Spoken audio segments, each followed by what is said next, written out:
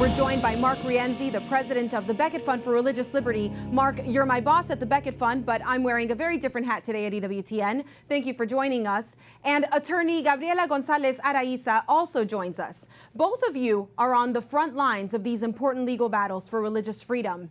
Gabriela, last May, 2 months into the lockdowns, we started seeing these lawsuits. Why were they so important, and what were these religious groups asking for? Well, really, these religious groups were just asking for equal treatment to similar secular groups that, as some restrictions were lifted for essential businesses and things like that, houses of worships were still restricted to certain numerical caps on gatherings. Mark, these are emergency requests to the Supreme Court, right? Why were these houses of worship pushing to open back up? Yeah, they were emergency requests because the the right to worship is an urgent and essential right, and people were laboring under these illegal and burdensome restrictions. So they were seeking the right to go back into church, go back into synagogue, and to worship, and to do it safely and responsibly, which they ultimately have been able to do. And is there a reason why they were so desperately asking for emergency relief? Sure, the governments in question were starting to open up and starting to allow political protests and starting to allow favored industries to go back. And the religious groups said, well, if staying 6 feet away from somebody and wearing a mask is good enough at the casino and good enough at the retail store, why isn't it good enough in a church or a synagogue? So they wanted to get back to what was important for them. Gabriela, these cases have largely been framed by the mainstream media as Christian churches wanting to open up. Were there other faiths involved? There certainly were. So actually one of the major cases, which was Becket cases, is Agudath Israel, which was representing Orthodox Jews. Orthodox Jews. And what were they asking for?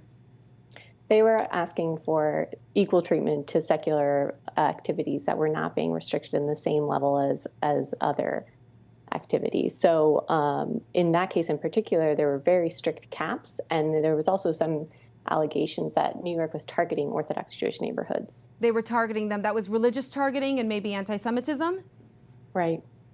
Mark, what do these cases teach us about religious freedom and our rights during a pandemic? Well, one, I think it's worth pointing out that many churches and synagogues and mosques at the very outset of the pandemic voluntarily shut down. They were trying to be good, responsible neighbors, take care of their congregation, take care of their community. But as things started to open up, it became clear that they were getting poor treatment. What I think the cases teach us is that we need to be vigilant in protecting our rights, and we need courts that will demand evidence from the governments. As the cases went on, and as the courts started to say to the government, hey, what's your reason or what's your proof for thinking church is more dangerous than a casino or some other activity? Turns out the governments didn't have proof. So it was the courts insisting on proof that really broke through and got us to the point where we are today, which is that worship is much more free than it was at the beginning of COVID. And why is insisting on that proof so important?